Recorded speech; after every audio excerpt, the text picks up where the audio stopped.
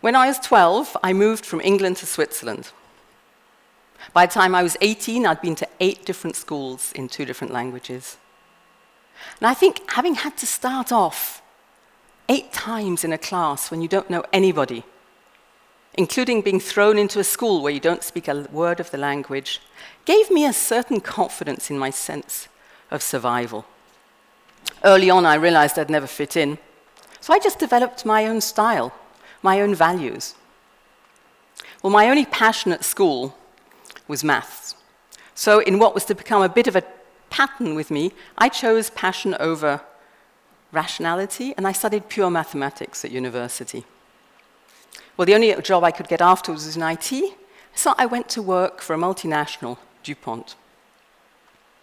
Well, life as the only professional woman in a group of 70 men was actually quite fun. One day, my boss called me into his office and he said, "Jane, we have an amazing opportunity for you." I said, "Wow, thank you. What is it?" And he said, "We're going to replace all the typewriters with word processors. I want you to manage the project and train all the secretaries." To say I was astounded is an understatement. This was nothing like anything I had done before. So I said, "Well, why did you think of me?" He said, "Why? Because you're a woman, of course." Well, I decided to sleep on it, just in case I really was missing out on the opportunity of a lifetime, but I refused it next day. And this was the first time my principles, my sense of what was right or wrong, would come to determine the course of my career. And the energy I put into showing him just how wrong he was, and all his colleagues, actually put me on what DuPont called the fast track, a special program reserved for people who have the potential one day to become the CEO. Well, when a couple of years later they asked me to move to Paris to become head of IT, I jumped at the opportunity. Moving to Paris at the age of 26, head of IT for a large multinational, well, that was an opportunity I grabbed. The fact that I had no management experience, that the data center in France had the worst reputation in Europe in terms of reliability, the fact that I'd have to build a new data center and move it live from one side of Paris to the other didn't deter me. On the contrary, what fun it would be. And it was fun. Well, 2 years later, my principles were again to be tested, this time in the form of a champagne reception in a fancy hotel in Paris. The managing director of DuPont France called us all in to announce record results. And he said next year is going to be even better because we're going to fire 15% of the workforce. And with that, he opened the champagne buffet. I thought, what? Am I the only one who thinks there's something seriously wrong with this picture? Well, clearly I was. All my colleagues were happily chatting and consuming free champagne. And I thought, can I really work for a company that treats its employees as mere commodities? To be disposed of, to increase shareholder value? Well, I realized I had 2 options. I could either go and work for another multinational, but would I find one that was better? Or I could just swallow my principles and stay where I was, and I might even make European director by the time I was 40. Well, what would you have done? Well, the answer came that night, in the form of a vivid dream. I dreamt of a company where everybody was equal, profits were shared equally, decisions taken collectively, and clients, suppliers, employees were all treated with respect. The next morning, my decision was taken. If I wanted to work for a company that shared my ideals of respect and fairness, I'd better create it. And I resigned. I had no idea what I wanted to do. Just a passion to show the world it was possible to treat people fairly and do well.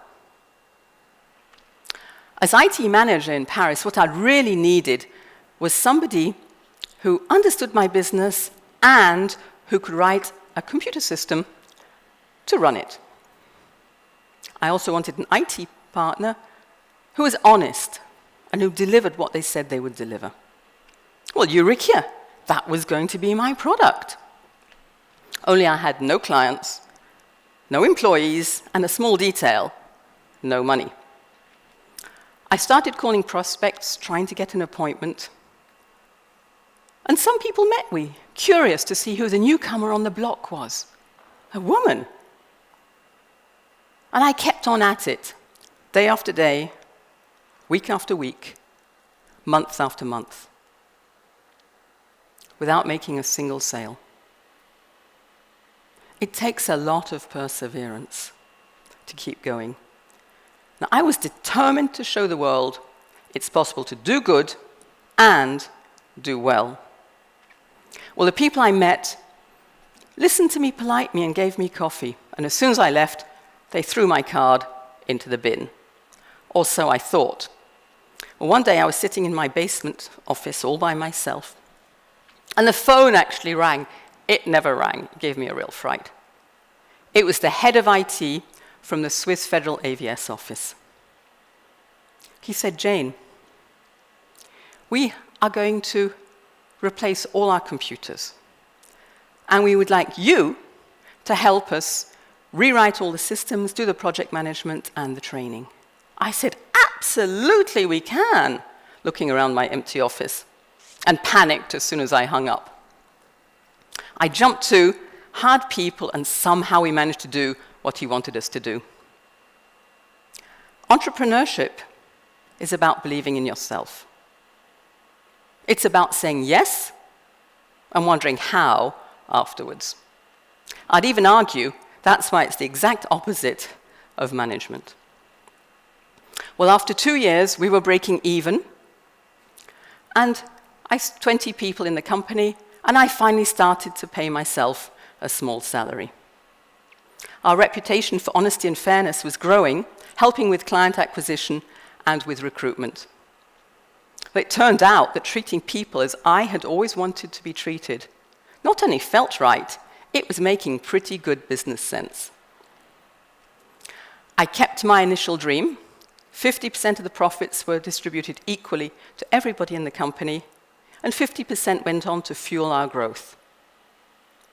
Every Wednesday evening, we offered free training to anyone who wanted to come, and they came in large numbers, pizza and beer included.